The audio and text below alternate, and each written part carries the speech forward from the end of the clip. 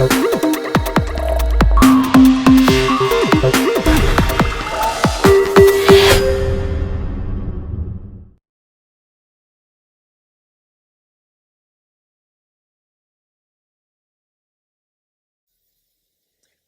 Vamos continuar então aqui a nossa exposição. Na verdade, vamos finalizar o tema imputabilidade penal.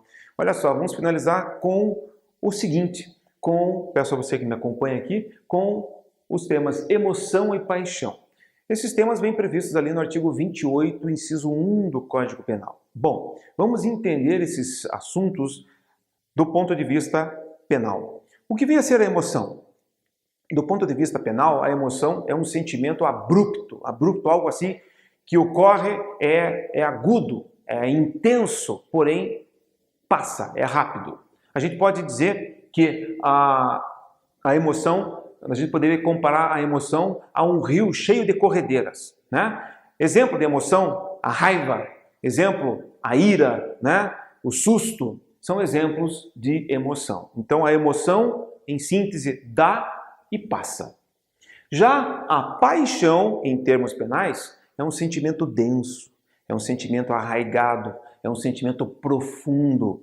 Muitas vezes esse sentimento pode se tornar até um aspecto doentio do agente. Vamos imaginar aqui, só para a gente diferenciar, né, emoção de paixão, vamos imaginar que a paixão, pense naqueles enormes rios, né, lá do Amazonas. Pense só naqueles rios que são enormes, parecem quase que um mar. Então, esses rios poderiam simbolizar a paixão. Ao passo que aqueles rios mais curtinhos, com corredeiras nervosas, simbolizariam então a emoção. Em primeiro lugar, a emoção não afasta a imputabilidade. Mas deixa eu dizer uma coisa para você antes de falar sobre a paixão. O artigo 28, inciso 1 do Código Penal, informa o seguinte, que não se exclui a imputabilidade em função da emoção ou da paixão. Só que temos que tomar cuidado. Aqui o legislador disse mais do que deveria.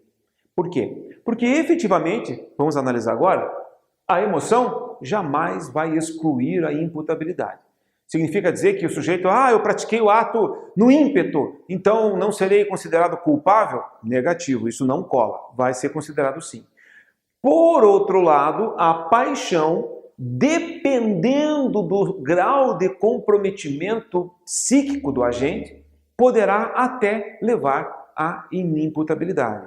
E isso também vai depender de um laudo pericial. Em outras palavras, a paixão, ela pode levar, não é a regra, né? Agora, a emoção jamais levará à exclusão da imputabilidade, tá bem? Muito bem. Acho que é isso em relação a esses dois tópicos aí. E agora nós vamos, então terminamos o tema imputabilidade e vamos falar sobre o concurso de pessoas, também chamado de codelinquência, né, ou concurso de agentes. O que é isso? A palavra concurso aqui simboliza reunião. Reunião do quê? De agentes, de pessoas, de delinquentes. Então, duas ou mais pessoas se reúnem para praticar um ilícito penal. Isso nada mais é do que se chama de codelinquência, né? Ou concurso de agentes, ou concurso de pessoas, tá bem? Os crimes, como regra, podem ser considerados monossubjetivos, e aqui nós estamos fazendo uma análise, uma classificação do ponto de vista do criminoso, de quem realiza a conduta punível. A imensa maioria dos crimes podem ser cometidos por uma única pessoa. Exemplo, homicídio. Né? Para que o homicídio se caracterize, para que ele seja praticado, basta uma pessoa. Não há necessidade de 2, 3, 4, 5, 10. Não. Agora, é possível que duas ou mais pessoas se reúnam para cometer um homicídio? É possível. Mas o tipo penal, o dispositivo legal, exige uma única pessoa. Uma única pessoa já é suficiente para que possamos falar de crime de homicídio. Por isso, o homicídio é um crime monossubjetivo, também chamado de crime de concurso eventual. Eventualmente, pode ser que mais de uma pessoa pratique a conduta lesiva, ok? Por outro lado, temos em menor número, mas temos os crimes plurissubjetivos, também chamados de crimes de concurso necessário. Esses crimes, para que eles se caracterizem, é obrigatória, por isso necessário, é necessária a presença de 2 ou mais pessoas como sujeitos ativos da infração. Eu trouxe para você como exemplo o artigo 35 da Lei de Drogas, Lei 11.343. Lá no artigo 35, nós temos a informação de que o crime de associação para o tráfico pressupõe no mínimo a junção de 2 pessoas para o cometimento da infração. Aí você tem também o artigo 288 do Código Penal, né, que traz o crime de associação criminosa, 3 ou mais pessoas. Então os tipos penais, ou seja, os dispositivos legais, exigem para a caracterização perfeita da infração que tenhamos mais de um criminoso, mais de um autor, mais de um sujeito ativo. Por isso, crimes de concurso necessário, é obrigatório, né, a existência de 2 ou mais pessoas, e aí você vai ter que analisar de acordo com o fato e de acordo com a determinação da lei, tá bem? Então, estamos falando aqui de concurso de pessoas. Bem, modalidades, a gente vai falar, concurso de pessoas pode se dar pela coautoria ou pela participação. Mas para a gente falar de coautoria, primeiro temos que saber o que é autoria. Então a gente vai falar de autoria, aí fala de coautoria e depois de participação.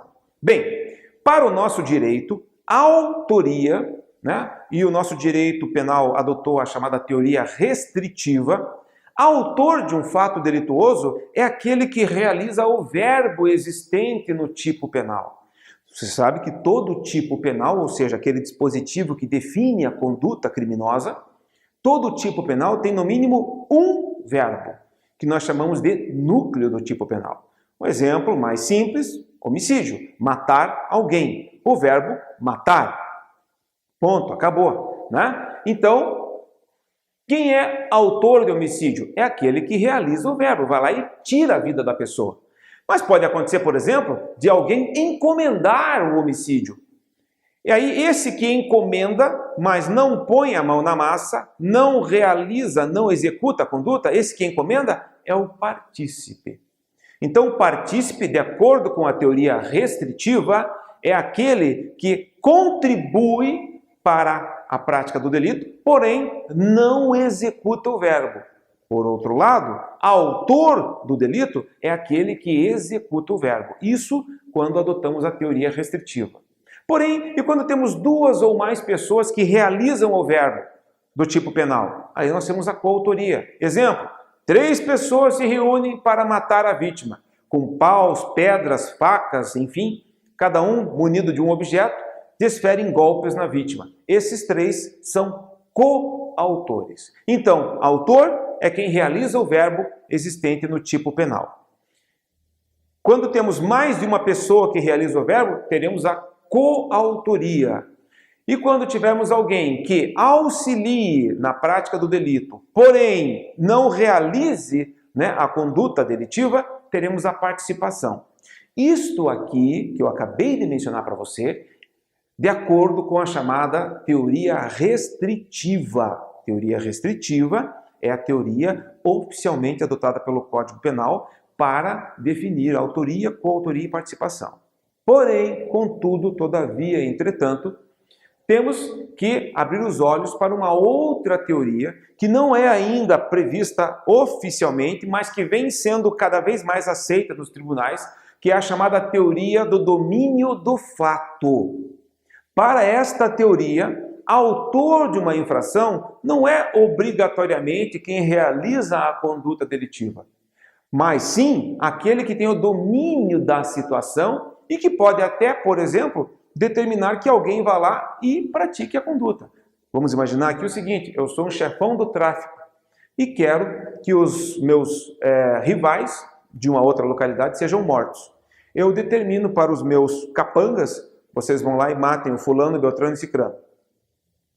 E os meus capangas vão lá e efetivamente tiram a vida, né, do pessoal ali que era adversário na prática do ilícito penal de tráfico de drogas. Ora, para a teoria do domínio do fato, por mais que eu não tenha realizado o verbo, eu não tenha ido até lá e matado as pessoas, eu serei o autor do delito. Por quê? Porque eu tenho o domínio da situação, domínio do fato delituoso. Eu dirijo os trabalhos. Até porque partamos da seguinte ideia: se aqueles capangas não cumprirem a determinação do chefão, fatalmente eles é que sofrerão as consequências. Tá bem? A teoria do domínio do fato foi adotada pelo Supremo Tribunal Federal na ação penal 470, que foi aquela ação penal do mensalão. Alguns políticos e ex-políticos foram condenados exatamente com base nesta teoria. Tá bom? Porém, oficialmente, a teoria adotada pelo nosso direito em relação à caracterização da autoria, da coautoria e da participação é a chamada teoria restritiva. Tá? Ok? Vamos adiante. Lembrando, né, que os crimes podem ser realizados na forma comissiva, ou seja, um movimento muscular, um fazer alguma coisa, né? Ou na forma omissiva, um deixar de fazer alguma coisa. E a participação, vamos ver. Antes de falarmos da participação, vamos aqui só trazer algumas modalidades, né? Classificações a respeito do autor. Autor mediato. Mediato é aquele sujeito que é utilizado por outrem para realizar a conduta, tá? Olha lá, autor mediato. Quem se utiliza, é aquele que utiliza outrem, né, para realizar a conduta. Quem se utiliza de outra pessoa como instrumento para praticar o núcleo do tipo penal, né? Exemplo, o sujeito que contrata um matador de aluguel. Ele contrata um matador de aluguel e o matador vai lá e mata a pessoa. Então, esse que contrata, ele não faz, ele se utiliza de alguém para esse alguém ser um instrumento do crime. Esse contratante é o autor mediato, ok? Muito bem, muito bem, muito bem. Só que aqui eu preciso que você compreenda o seguinte, nesse contexto, né? Deixa eu retificar aqui. Na verdade, vamos mudar aqui o exemplo, né? Tiremos aí a história do matador do aluguel. Me perdoem, eu acabei confundindo os fios aqui, mas é simples. Pensemos na seguinte situação. Esqueçamos aí o matador do aluguel por um instante, por favor. Peço desculpas por esse aspecto. Mas pensemos aqui no seguinte. Pensemos num tio que tem aí um vizinho que é seu desafeto. E esse tio, né, tem rusgas, problemas com esse vizinho. E esse tio tem um sobrinho menor de 18 anos que adora esse tio, tem uma ótima relação com esse tio. E esse tio, né, querendo então tirar a vida do vizinho, ou querendo que o vizinho sofra consequências de natureza física, começa a inflamar o seu sobrinho contra o vizinho, manipular o sobrinho contra o vizinho. Claro, com o intuito de que o sobrinho, que é inimputável, porque é menor de 18 anos de idade, vá lá e pratique um ilícito penal contra o vizinho. E ele, tio, de tanto falar, de tanto dirigir, insuflar o sobrinho, ele consegue fazer com que o sobrinho tome uma atitude de natureza violenta contra o vizinho. Então, o que acontece? Aí, esse rapaz que foi utilizado como instrumento para a prática do delito, ele será considerado, né, o sujeito inimputável. Então aqui, o autor mediato é quem se utiliza de outra pessoa como instrumento para praticar o núcleo do tipo, o verbo. A pessoa utilizada, no meu exemplo, o sobrinho, né, como instrumento, age sem dolo ou culpa, ou sem culpabilidade, no nosso caso aqui. Por que o sobrinho estaria sem culpabilidade? Porque um dos elementos que compõe a culpabilidade é a imputabilidade. Eu disse que o sobrinho era menor de 18 anos. Nos termos do artigo 27 do Código Penal, o critério biológico, ele será considerado inimputável. Logo, excluída a imputabilidade, não teremos a caracterização da culpabilidade. Bem, e aí o que acontece? Quem seria o autor do delito? O tio. Ele se serviu do sobrinho para a prática da infração, ok? Então, por isso, peço desculpas mais uma vez em relação ao assassino de aluguel, porque não é o caso. Autoria colateral. Aqui imaginemos o seguinte. Duas pessoas querem matar uma terceira. A e B querem matar C. Porém, A não sabe da vontade de B e B não sabe da vontade de C. E aí o que acontece? Duas ou mais pessoas buscam o mesmo resultado, mas desconhecem a conduta do outro no mesmo sentido. Não há concurso de pessoas. A gente vai ver que o concurso de pessoas, um dos seus requisitos é o liame, é o vínculo entre os agentes. Então vamos imaginar que A e B querem matar C.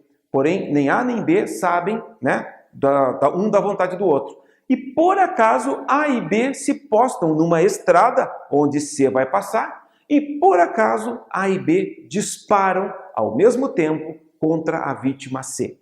Por mais que tenhamos duas pessoas cometendo o delito, nós não teremos a caracterização do concurso de agentes. Por quê? Porque a gente vai ver daqui a pouquinho que um dos requisitos para que tenhamos a caracterização do concurso de agentes é a identidade de interesses. É o vínculo entre os criminosos. Eles têm que ter a mesma intenção e um deve saber da vontade do outro. Tá bem? Bom, participação. Então já falamos de autoria, e agora vamos falar de participação. Partícipe, eu já disse a você, é aquele que, não realizando o tipo penal, contribui para a prática da infração. Né? Ele age de forma acessória. Né? Vamos imaginar o seguinte, vai ficar acho que bem claro para você. Pensa na seguinte situação. Sujeito, um amigo chega para B e diz o seguinte, o A fala o seguinte, minha mulher está me traindo com o vizinho. Aí o B, que está ouvindo essa história, diz, é? Cara, por que você não mata esse vizinho? Olha aqui, ó, tem um revólver aqui que eu acabei de fazer a manutenção, tá tinindo. Então, e aí o sujeito que supostamente está sendo traído aceita a ideia e vai lá e mata o vizinho com a arma fornecida pelo B. B é partícipe. Por quê? Porque ele contribuiu materialmente. Houve a participação material. O que é a participação material? É aquela na qual o partícipe ele auxilia o autor do delito fornecendo instrumentos para a prática da infração. Pode ser uma arma de fogo, pode ser uma faca, pode ser corda, pode ser veneno, enfim. Aquilo que for utilizado para a prática da infração, né? Alguém que fornece para o autor do delito um desses elementos acaba sendo um partícipe. E a participação aí na modalidade material. Mas a participação também pode se dar na forma moral. E o que é a participação moral? É aquela participação que se dá sem o fornecimento desses elementos, dos instrumentos para a prática do crime. A participação moral pode se dar ou pela instigação ou pelo induzimento. Vamos entender. Induzir alguém a praticar um delito é trazer para esse alguém a ideia da prática da infração. Vamos dar um exemplo? Vamos voltar para a ideia aqui do nosso amigo que está sendo traído. Então o sujeito chega, né, e conta para o B. Eu acho que estou sendo traído, cara, estou muito triste, acho que o meu vizinho está se relacionando com a minha mulher. Aí o B, com a intenção de induzir, ele traz a ideia, né, para o A. Por que você não mata o teu vizinho? Mata o cara. Mata ele, velho. Acaba com esse problema na raiz. Honra se lava com sangue. Então, ele está trazendo, o B está trazendo para o A uma ideia que até então não existia. Então, ele está induzindo, ok? É uma forma de participação moral. Mas temos outra forma, a instigação. O que vem a ser a instigação? A instigação implica na seguinte ideia. Vamos imaginar aqui que o nosso amigo, que supostamente está sendo traído, mais uma vez chega, né, para conversar com o B. Cara, estou sendo traído, estou pensando em matar o meu vizinho. Aí o B, isso mesmo, tem que matar, cara.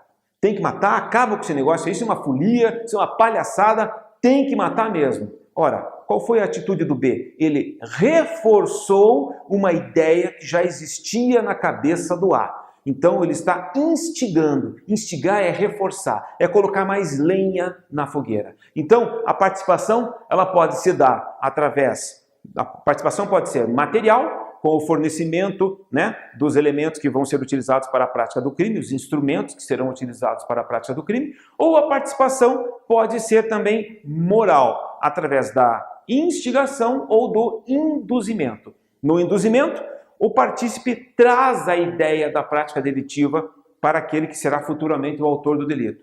Na instigação, o partícipe ele reforça a ideia que já existia na cabeça do futuro autor da infração. Tá? Lembrando outra coisa, teoria da acessoriedade. Só poderemos falar de participação se o crime efetivamente for praticado. Aquela história que nós temos no direito que o acessório, que é a participação, segue a sorte do principal. Então, por mais que eu instigue alguém a praticar um delito, eu só serei considerado partícipe caso aquele que eu instiguei vá lá e cometa o delito. Se aquele que eu instiguei não vier a cometer o delito, ele não vai ser punido, muito menos eu. Vamos imaginar, instiguei lá meu vizinho, vai lá e mate o cara. Instiguei meu amigo, vai lá e mate o vizinho, vai lá e mate o vizinho. Tá aqui a arma, dei a arma para ele. Além de participação moral, eu teria participação material, né? Porque além de instigar, eu ainda dei o revólver. E aí, quando esse meu amigo está indo para a casa do vizinho para matá-lo, no caminho, ele lembra da avózinha dele, que era muito querida, que já faleceu, e que fatalmente reprovaria esse comportamento. E aí ele muda de ideia e não realiza o homicídio. Então, nem ele será punido, nem eu no exemplo. Tá bem? Ok? Continuando. Aqui, já falei sobre as formas de participação, né? Detalhe importante, a culpabilidade não é porque temos duas ou mais pessoas envolvidas num fato delituoso que todas serão punidas da mesma maneira, absolutamente. É necessário que o juiz, no caso concreto, analise qual foi o comportamento de cada um, qual foi a contribuição para a prática do delito de cada um. Por isso, nós temos o chamado princípio da culpabilidade. Olha lá, no concurso de pessoas, cada agente receberá uma pena distinta, que levará em consideração o grau de participação do sujeito na conduta delitiva, além de analisar suas características pessoais. Nullum crime sine culpa, não há crime sem culpa. Então, de repente, eu sou um bandido e estou com mais 4 pessoas. E todos nós tiramos a vida da vítima. Porém, eu ajo com requintes de crueldade. E isso acaba sendo comprovado no processo criminal. Ora, todos seremos condenados pelo homicídio. Porém, fatalmente, a pena maior será minha por conta da minha atitude, que é muito mais reprovável, ou teria sido, né, mais reprovável que a dos demais. Ok? Requisitos para a configuração do concurso de pessoas, né? ou concurso de agentes, ou codelinquência. Nós temos alguns requisitos para que possamos falar de concurso de agentes. Em primeiro lugar, pluralidade de agentes. Claro, tem que ter 2 ou mais pessoas. E mais, pluralidade de condutas. Significa dizer que cada agente tem que ter um comportamento que contribua, entre aspas, para a prática do delito. Esses comportamentos essas condutas podem até ser subdivididas, como se fosse assim uma espécie de organização criminosa. Vamos esquecer esse termo, organização criminosa não. Vamos pensar o seguinte, os sujeitos querem matar a vítima, então fica cuidando da rua para que não passe ninguém, né? E o outro entra na casa da vítima para matá-la. Então nós temos uma divisão de atribuições, teremos aí então 2 agentes e pluralidade de condutas. Mas não precisa ser necessariamente assim. Os 2, de repente, podem entrar na casa para matar a vítima. Não tem problema nesse sentido de caracterização, não tem problema no que se refere à caracterização. Porque se os 2 executam, né, a vítima, os 2 matam com pedras, paus, enfim, com faca, nós teremos uma pluralidade de condutas, ok? Mas não é só isso. É necessário que essas condutas tenham importância causal, tenham importância no cometimento da infração, tenham pertinência, né? Tenham relevância. Então, é necessário, por exemplo, que os 2, no meu exemplo aqui, né, na situação que eu mencionei, que ingressam na casa da vítima, que os 2 realizem a conduta delitiva, né? Os seus comportamentos vão ter importância na causação do resultado final, que seria aí a morte da vítima, tá? Continuando ainda, é necessário que tenhamos o chamado liame subjetivo, o vínculo entre as pessoas. Esse vínculo tem que ser algo antigo, algo, né? Os sujeitos se combinaram para praticar o delito há 2 meses atrás? Não, não. De repente o sujeito é um bandido, está andando na rua num final de semana à noite e encontra com um parceiro dele e fala: oi, tudo bem? Então, tudo bem. Tá indo, estou indo matar o fulano. Quer ir comigo? Aí o cara, não, vamos embora. Vai matar o fulano? Vamos embora. Pronto. Está aí o vínculo, está aí o liame. Um adere à conduta do outro, um adere à vontade do outro. Repito, isso tem que ser algo, né, com tempo, com horas, com dias, com semanas de antecedência? Não, não precisa. Basta que um saiba o que o outro vai fazer e que um adira à conduta do outro. É o que nós chamamos de liame subjetivo, né? É um vínculo que é criado entre os autores. E aí o que acontece? Como regra, em relação ao concurso de agentes, nós adotamos a chamada teoria monista ou monística, ou ainda chamada de unitária.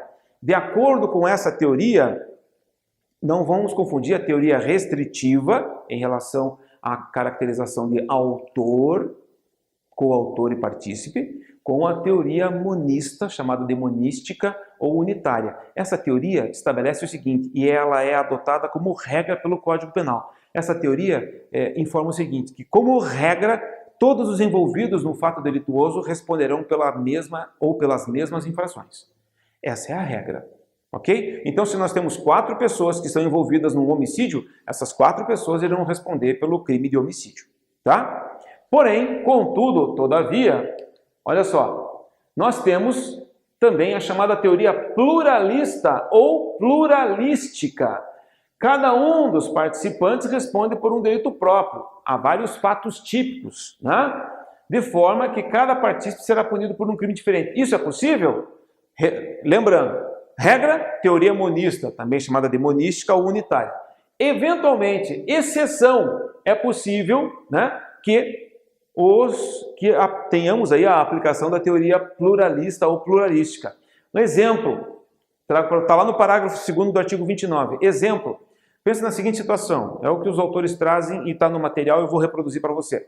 Os sujeitos se reúnem para cometer um furto no imóvel. Né? Eles já analisaram ali o comportamento da família, verificaram que a família todo final de semana vai para a praia e então eles vão furtar o imóvel à noite. E aí o que acontece? São 3 pessoas, 2 adentram ao imóvel e um terceiro fica no carro. Porém, quando esses 2 adentram ao imóvel, imaginando que não há ninguém, eles acabam percebendo e descobrindo que tem lá a empregada doméstica. Ela estava lá, enfim, num cômodo, e eles encontram essa empregada doméstica lá nesse cômodo. E aí, esses 2 que adentraram ao imóvel acabam praticando um crime de natureza sexual contra a doméstica.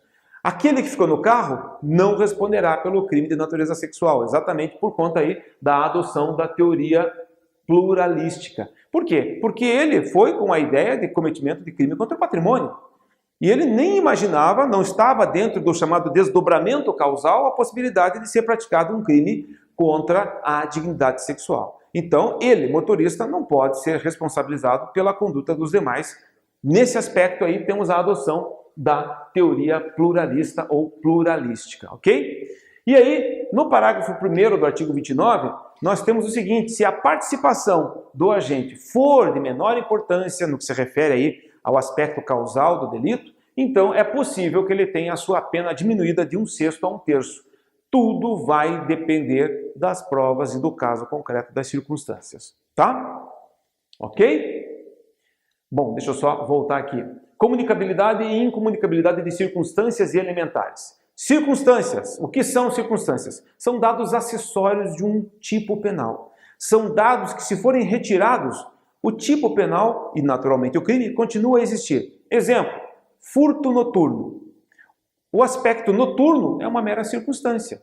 Se o furto for praticado durante o dia, se for praticado à tarde, vai ser furto do mesmo jeito. Se você tirar o aspecto noturno, o furto continua a existir.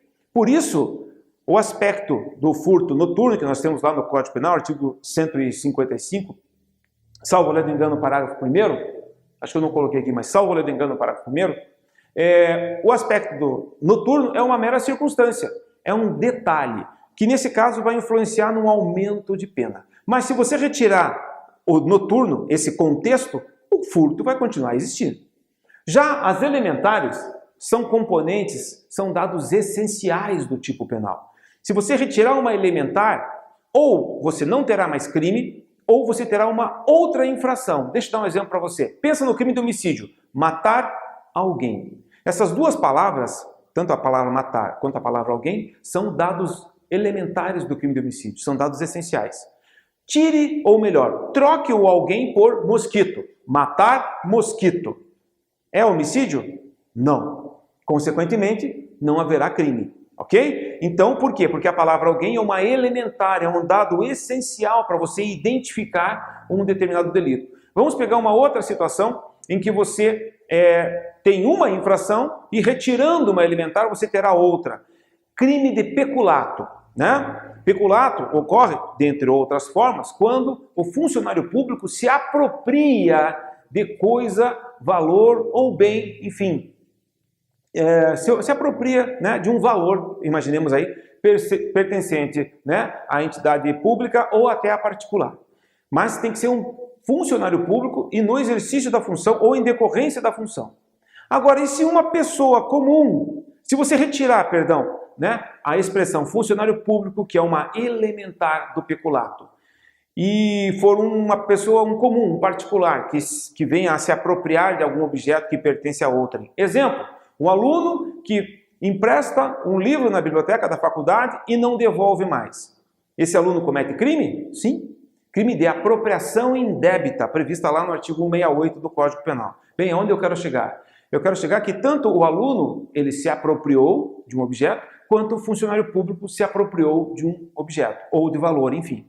O fato é que existe uma apropriação por parte dos dois. Mas, quando essa apropriação se dá pelo funcionário público, e a expressão funcionário público é uma elementar do crime de peculato, nós teremos, então, né, o crime de peculato caracterizado.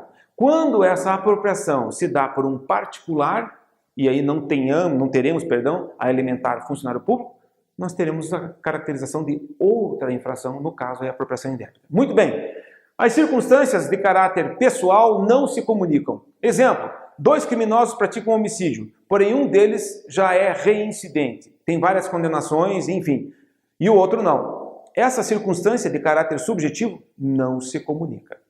Elementares. As elementares, quando são conhecidas, né, anteriormente à prática do delito, elas se comunicam. Finalizando com um exemplo. Eu sou funcionário público, professor concursado. Aí combino com um amigo meu, que não é funcionário público, para praticarmos um furto na escola onde eu trabalho. Dizendo para ele, olha, tal horário, tal dia, eu vou deixar a janela aberta, você pula lá e no armário tal tem vários notebooks, você pega e vaza. E de fato, vai lá, o meu amigo faz exatamente isso. Ora, e o meu amigo sabe que eu sou professor, né? Ora, se formos pegos, o que vai acontecer? Ambos responderemos pelo crime de peculato, ok?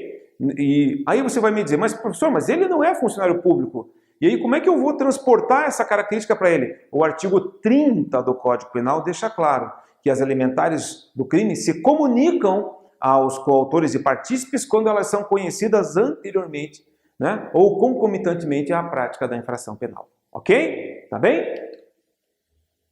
E aí acho que nós temos essas informações. Tá legal? Então eu agradeço a tua atenção e na sequência a gente vai falar um pouquinho sobre a parte especial do Código Penal. Até mais!